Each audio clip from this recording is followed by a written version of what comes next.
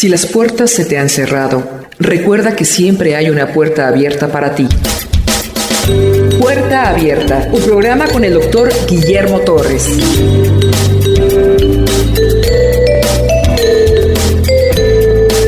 Capítulo 5 de la Confesión de Fe Bautista de 1689. El tema es la providencia o la sustentabilidad de Dios a todas las cosas. Cuando fui niño, una tía abuela me llevaba a una iglesia católica y había una imagen que ella le llamaba la imagen de la divina providencia. Era como un sol y rayos solares así saliendo, y uno había que rezar algo para recibir bienes materiales, la divina providencia. En este capítulo nos vamos a dar cuenta que la sustentabilidad de Dios, la providencia, no solo consiste en recibir bienes de Dios, sino que todo lo que sucede es providencia de Dios. Y este capítulo está íntimamente ligado con el capítulo 3, que es el decreto de Dios. Porque la providencia no es más que el cumplimiento del decreto de Dios del capítulo 3. Todo lo que decretó Dios en el Consejo Eterno Trinitario, todo lo que decretó, se cumple a través de la historia y de los tiempos con el tema de la providencia. Todo lo que sucede en la tierra, hasta que un pajarillo caiga o un cabello caiga, todo eso fue decretado por Dios. Entonces la providencia es solamente el decreto cumpliéndose a través de la historia. Hay dos conceptos, uno es inmanencia de Dios y otro es su trascendencia. ¿Qué es inmanencia? Es cuando algo está en todo, dentro, manantes, permanecer en todo. Inmanencia es que algo está en todo. Y la Biblia dice que Dios es inmanente. Dios está en todo. Pero tengamos cuidado en no caer en ideologías orientales que dicen que Dios es todo. Dios es el árbol, Dios es esta bandera, Dios es la naturaleza. No. Dios sustenta todo con su luz. No crea que estoy hablando de la luz solar o la luz de una lámpara. Estoy hablando de la luz del conocimiento de Dios. Sustenta todo. Las cosas animadas, las que tienen alma, anime, y las cosas inanimadas, la piedra, el oro, el fierro, todo está sustentado por Dios. Con su inmanencia, Dios le da luz a todo. Ese concepto está en la Biblia, pero también hay otro concepto que es trascendencia. Dios es trascendente, el hombre no es trascendente. Dios es trascendente, está por arriba de todo lo creado, por arriba del hombre, por arriba de todo. Eso es ser trascendente. La Biblia tiene los dos conceptos, inmanente y trascendente, pero hay que tener cuidado. Si usted enfatiza uno, hay un problema. Si usted enfatiza el otro, hay un problema. Deben de tener un equilibrio entre los dos, inmanencia y trascendencia. Abusar de la trascendencia, si me lo permite decirlo así. Dios es tan trascendente que creó el mundo y el universo y se olvidó de él. Un abuso de la trascendencia, que a Dios no le importa su creación. A ese tema se le llama deísmo. Quiere decir que Dios le dio cuerda al mundo y lo botó. No, eso es el abuso de la trascendencia. Esto lo promovió mucho la Iglesia Católica durante 1000 años.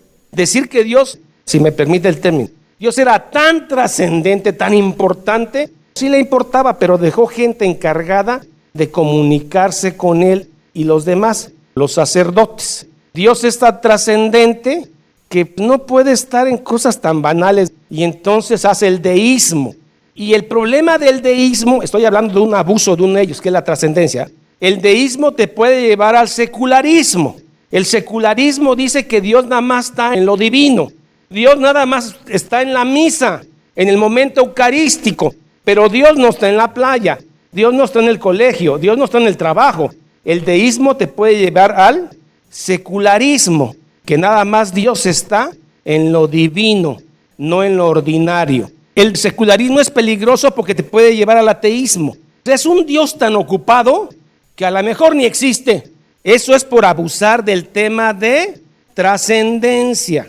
¿Qué pasa cuando abusas del tema de la inmanencia? Caes en el panteísmo, que Dios es todo. Dios es la piedra, Dios es la flor, Dios es la naturaleza, Dios es el agua. Hay que adorar el agua porque Dios es el agua. Y eso no dice la Biblia. Dios dice que sustenta y Dios da luz a todo, pero no es todo. Dios es trascendente, pero Dios es inmanente. Le preocupa su creación y la sustenta. Todo lo sustenta Dios. Mateo 10:29. ¿No se venden 2 pajarillos por un cuarto? Una moneda muy chiquita. Con todo, ni uno de ellos cae a tierra sin vuestro Padre. Dios es inmanente, cuida su creación. Y si cuida un pajarillo, me cuidará a mí. ¿Que valgo más que un pajarillo? Dios sabe cuántos cabellos tengo. Entonces, no podemos abusar de la trascendencia, decir Dios echó a andar un mundo y se olvidó de él. Esta es la canción de José Luis Perales. Dime, ¿por qué los niños no sonríen? ¿Por qué los ancianos olvidados? ¿Por qué nos has dejado solos? Eso es enfatizar la trascendencia. Dios ya no se ocupó de su creación. Y muchas veces esa situación se puede meter en nuestra vida. Dios está preocupado en mi salvación, pero no le interesa si gano dinero o no gano dinero. Dios no le interesa si me preocupo o no me preocupa. Dios no le interesa si tengo cáncer o no. Dios no le interesa nada, nada más que voy a ser salvo. No. Dios no nada más está en lo sacro. Él está en lo común, en lo secular, en lo ordinario. Dios está en la escuela. Dios está en la isla, en la playa, donde tú estás. Dios es inmanente, pero también es trascendente. Esos 2 conceptos están en la Biblia y no se debe abusar de uno porque se cae en esas filosofías erróneas. Capítulo 5, el punto 1. Dios, cuando digo Dios estoy hablando de la Trinidad. El buen creador de todo. Dios creó las piedras, Dios creó el pescado que apareció con una moneda en la boca. Dios hizo crecer el árbol que se usó la madera para hacer la cruz de Cristo.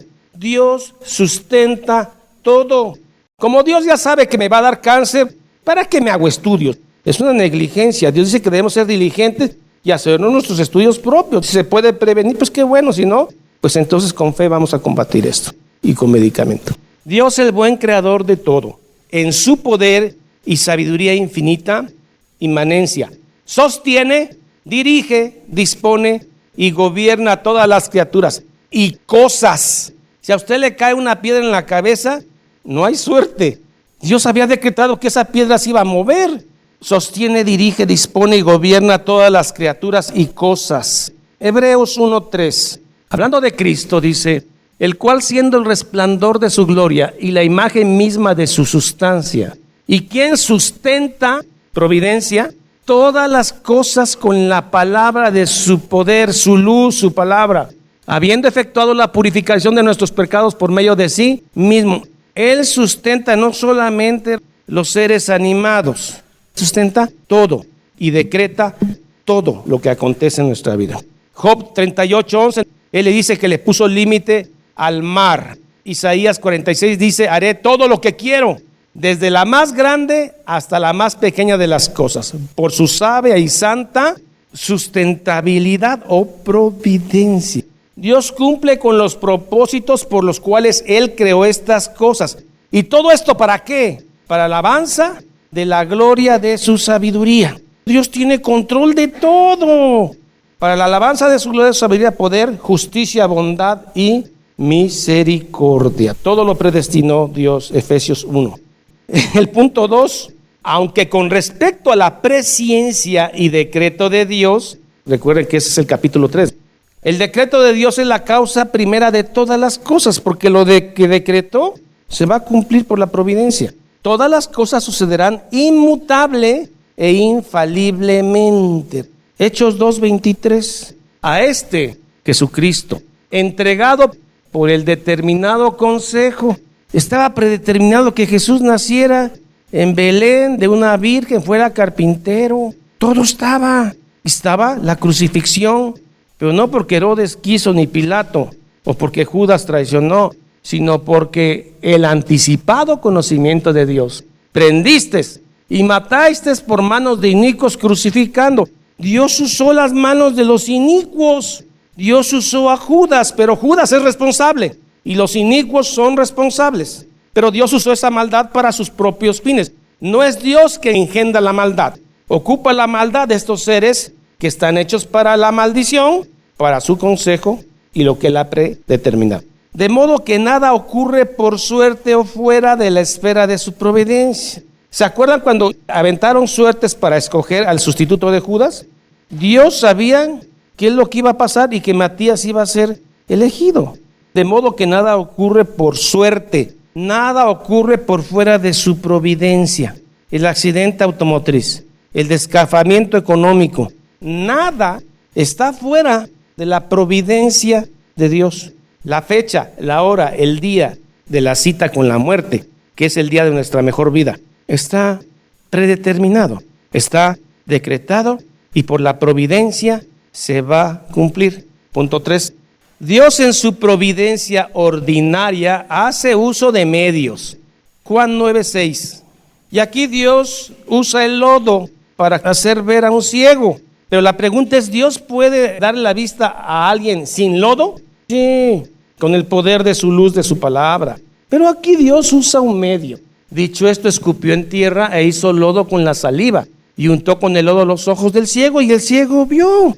A pesar de esto, Él es libre para obrar sin ellos. Dios puede sanarlo a usted sin médico, pero a veces usa médicos. Dios puede con los medios o sin medios y contra ellos según le plazca. Daniel 3:27, Daniel es echado al foso de fuego. Después de que hasta un ladrillo pudo haber sido calcinado, él es sacado y ni siquiera olía a humo su ropa. Dios puede actuar en contra de las leyes porque Él las creó. Dios hizo que Sara ovulara a los 90 años y que Abraham fuera fértil a los 100. Punto 4. El poder todopoderoso, la sabiduría inescrutable, que no la puedes escudriñar, y la bondad infinita de Dios se manifiestan en su providencia, el decreto cumpliéndose. Se manifiestan en su providencia de tal manera que su propósito soberano se extiende aún hasta la primera caída, la de Adán, y a todos los otros pecados de los ángeles y de los hombres. Dios abomina el pecado. Dice que Dios no puede tentar a nadie porque Él es luz. Satanás antes no se llamaba así. Era el encargado de la alabanza en el cielo. Se rebeló, quiso ser como Dios y fue castigado. Dios sabía que esto iba a pasar. Es un hombre tan bondadoso, es anciano de días, confiado en el cielo, y de repente San Satanás brinca, quién sabe de dónde, y se pone rojo y le tira la bronca a Dios, y Dios ya no sabe qué hacer con tanto pleito, está cansado y avienta a Satanás a la tierra, donde va a crear a Adán y Eva. Dios sabía todo eso. Dios lo creó y sabía que Satanás se iba a rebelar. Romanos 11:32, insondable la mente de Dios. Primera de Crónicas, David censa al pueblo, todos los pecados de los ángeles y de los hombres. Y esto no solo por un mero permiso. Dios lo permite para que se lleven a cabo sus propósitos. Dios permitió que José fuera vendido a Egipto. ¿Con qué propósito? Con darle comida al pueblo cuando escaseara. El mismo José lo entiende maravillosamente y dice, no se preocupen, hermanos. Ustedes me vendieron porque Dios lo había dicho así, porque me adelantó a mí nada más para proveer comida para ustedes. Ahí estaba la providencia de Dios. Y esto no solo por un mero permiso, sino que Él, hay que tener cuidado en leer las palabras, porque no es lo mismo sabía que sabia, que Él sabia y poderosamente limita, ordena y gobierna. Ahora la palabra ordena no es de que Dios ordena que haya pecado, no, habla de orden, de estructurar la maldad del hombre para darle un fin. Ordena, o sea, estructura, le da orden. No es que Él ordene que se peque, limita, ordena y gobierna en varias formas la acción pecaminosa de tal manera que éstas llevan a cabo sus designios santos, pero de tal modo que lo pecaminoso procede solo de la criatura, del hombre, y no de Dios, quien es justísimo y santísimo, y por eso no es ni puede ser el autor o aprobador del pecado. Santiago 1:12. El pecado de su vida anterior tiene un propósito. El pecado de su vida actual tiene un propósito: mantenerse humillado y dependiente a Dios. Bienaventurado el varón que soporta la tentación, porque cuando haya resistido la prueba, recibirá la corona de vida que Dios ha prometido a los que le aman. Cuando alguno es tentado, no diga que es tentado de parte de Dios, porque Él es justísimo, santísimo, porque Dios no puede ser tentado por el mal, ni Él tienta a nadie. Para eso está el diablo, para tentarlo a usted. Dios no tienta a nadie porque va en contra de su naturaleza. Primera de Juan 2:16. Porque todo lo que hay en el mundo, los deseos de la carne, los deseos de los ojos y la vanagloria de la vida, no proviene del Padre, sino del mundo, de Satanás y nuestra propia concupiscencia, la carne. Pero no viene del Justísimo, no viene del Santísimo. El siguiente punto va a tratar del pecado de los que son salvos. 5. El todo sabio, justo y benigno Dios a menudo deja por algún tiempo a sus hijos en las tentaciones multiformes. Él deja, no lo mete. Dios no mete a nadie en tentación. Él deja. Santiago 1:14. Sino que cada uno es tentado cuando de su propia concupiscencia, debilidad de tu carne, es atraído y seducido. Después que ha concebido, da a luz el pecado, y el pecado, siendo consumado, da a luz a la muerte, muerte espiritual. A menudo deja por algún tiempo a sus hijos. Está hablando de hijos, de creyentes, no de no creyentes. En las tentaciones multiformes y en la corrupción de sus propios corazones. Y está hablando de creyentes. ¿Cuál es el propósito, mi Señor, de que yo tenga estas debilidades en mi carne? A fin de corregirles, que seas corregido por Dios de sus pecados anteriores y del actual. O para descubrirles la fuerza oculta de la corrupción. Llevaba yo 20 años de cristiano y de repente me doy cuenta que la carne me traiciona. Dios te reveló la fuerza oculta de la corrupción de la carne que todavía está en ti. Por eso un cristiano real anda humillado, porque sabe que está por gracia. Cuando usted ve a un cristiano soberbio, gritón, estamos de acuerdo que se deben respetar las leyes morales de Dios, por supuesto. A ver, esa pecadora. No. Se te olvidó que estás aquí por gracia y se te olvida que tú también eres pecador, ¿no? Y entonces Dios revela la corrupción de tu corazón para humillarlos. Humillaos ante la poderosa mano de Dios. El que se humilla, Dios lo exalta, y el que se exalta, Dios lo va a humillar. Otro propósito, hablo de los cristianos, que Dios los deja por un tiempo, es para revelar la corrupción de su pecado y para humillarlos. Esto lo entendemos bien los cristianos. Necesitamos la humillación de Dios. Un no creyente dice: oye, ¿cómo ese tipo de Dios que ustedes predican que humilla a la gente? No, ese Dios no me gusta. Prefiero un Dios que no humilla a la gente. No entiendes de qué se trata.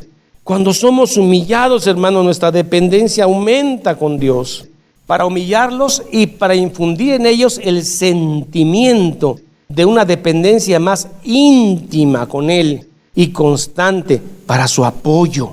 Estamos como la parábola del fariseo y el publicano decía: sé propicio a mí, Señor. Y el otro decía: gracias a Dios que no me hiciste como ese publicano, para hacerles más vigilante contra todas las ocasiones futuras del pecado. Ese hermano lo veo tan espiritual que yo creo que ese sí no peca. Chaparrito, viejito, mullido, chiquito. No, ¿ya qué va a pecar? Ábrale el corazón y vea lo que hay ahí, porque Dios conoce el corazón. Humillados ante la poderosa mano de Dios, contra todas las ocasiones futuras del pecado, y para otros muchos fines santos y justos, la justificación. Dios te va haciendo más maduro cada vez, pero no perfecto. Segunda de Corintios 12, 7, 9. Pablo estaba en un momento dado queriendo ensorbecerse porque había ido al tercer cielo. Casi todo el Nuevo Testamento se le había revelado a él y probablemente tenía un pecado que era orgullo. La Biblia no aclara cuál es ese aguijón, pero algo había en la carne de Pablo que le molestaba y que había pedido que se le quitara. Pero ese pecado lo abofeteaba y hacía que Pablo anduviera humildito y humilladito. Esos son los hombres de Dios, humillados, humildes, amorosos, perdonadores. Y para que la grandeza de las revelaciones no me exaltase desmedidamente, me fue dado un aguijón en mi carne, un mensajero de Satanás que me abofetea, que lo humilla. Yo no estoy diciendo que usted tiene licencia para estar pecando porque Pablo tenía algo que lo abofeteaba. No, para que viva humillado y sea dependiente de Dios, para que no me enaltezca de sobremanera. El 8 que dice, he rogado 3 veces y no se ha podido, pero el poder de Dios se perfecciona en mi debilidad, no en mi fortaleza. Gracias a Dios que terminó con este versículo. Mire, su santo y justo propósito es obrado de tal forma que todo lo que ocurre, incluyendo el pecado, a sus elegidos, es según su designio, para su gloria y para el bien de ellos. Romanos 8:28. Y sabemos que a los que aman a Dios, aquí este versículo divide el mundo en 2 grupos, los que aman y los que no aman a Dios. Los que aman a Dios, todas las cosas le ayudan a bien. La muerte de un familiar, el cáncer, el quedarse sin dinero, todas las cosas le ayudan a bien, incluyendo su pecado. Esto es a los que conforme a su propósito son llamados. Así termina el punto en relación al pecado de creyentes. El punto 6 es pecado de los no creyentes. Punto 6. En cuanto a aquellos hombres malvados e impíos, ¿que los otros no eran malvados? Pues sí, pero ellos son justificados por la sangre de Cristo y van a ser perfeccionados. Y ellos no aman el pecado. Estos sí son malvados e impíos, a quienes Dios como juez justo y por su propia voluntad ha cegado y endurecido. ¿Quién endureció a Faraón? ¿Quién abrió el corazón de Lidia? Dios. Israel cegado, Romanos 11:7. Romanos 1:24 en adelante. Veamos los que no son salvos. Por lo cual también Dios los entregó a la inmundicia. Ellos ya estaban en la inmundicia. Todo el mundo estaba en la inmundicia. A unos les reparte gracia y a otros justicia. A estos que les va a repartir justicia, dice que los dejó. No dice que Dios los metió en la inmundicia.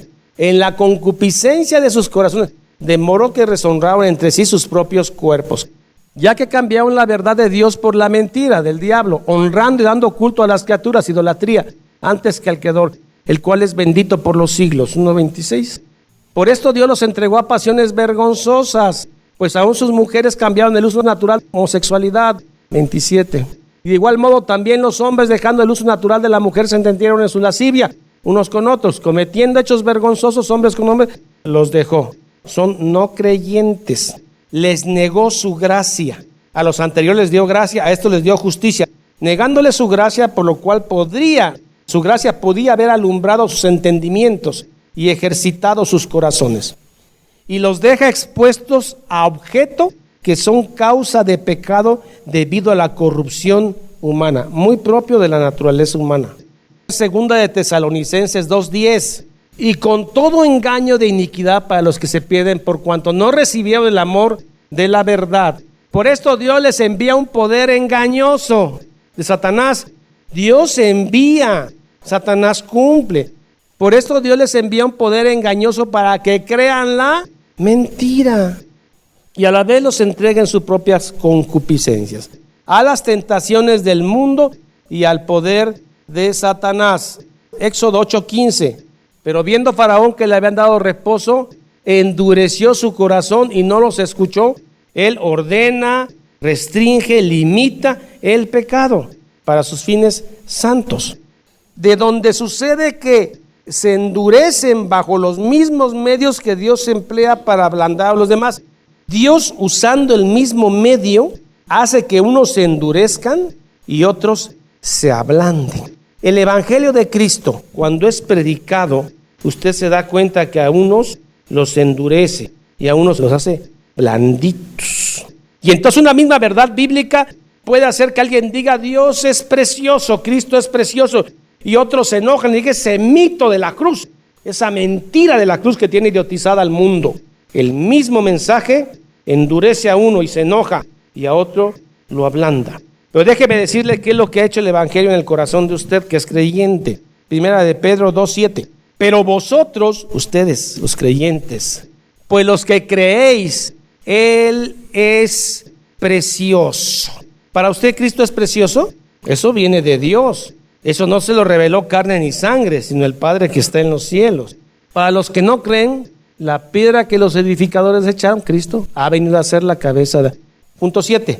Esto es para la iglesia de Cristo, que antes era Israel y ahora es la iglesia. Así como el sustento de Dios, la providencia. Así como el sustento de Dios alcanza en general a todas las criaturas. La gracia común. El sol sale para todos, gracia común. Así también de un modo especial cuida a su iglesia y dispone todas las cosas para el bien de ella. Es para el bien de su iglesia. Gracia especial para la iglesia y gracia común para el mundo. Señor mi Dios, gracias Padre, porque con este tema, con estos versículos has desnudado nuestra alma, Señor. Somos pecadores redimidos por la gracia. No amamos el pecado, Señor, nos duele infinitamente. Por eso vivimos humillados todo este tiempo de peregrinación. Señor, ayúdanos a luchar contra el pecado. Ten piedad de nosotros, Señor. Perdónanos. Susténtanos. Danos de tu providencia bendita. Gracias porque nos escogiste y que nada nos podrá separar del amor de Cristo Jesús. Amén y amén. Jehová es mi pastor, nada me faltará. En lugares de delicados pastos me hará descansar. Junto a aguas de reposo me pastoreará. Confortará mi alma. Me guiará por sendas de justicia por amor de su nombre. Aunque ande en valle de sombra de muerte, no temeré mal alguno, porque tú estarás conmigo. Tu vara y tu cayado me infundirán aliento. Aderezas mesa delante de mí en presencia de mis angustiadores. Unges mi cabeza con aceite, mi copa está rebosando. Ciertamente el bien y la misericordia me seguirán todos los días de mi vida, y en la casa de Jehová moraré por largos días. Salmo 23. Esta es la paz que Dios te da a través de su palabra. Busca un grupo de personas que te ayuden a leer e interpretar la Biblia. Te invitamos a escuchar el programa Puerta Abierta con el doctor Guillermo Torres, pastor de la iglesia La Familia de Dios. Todos los días por esta estación.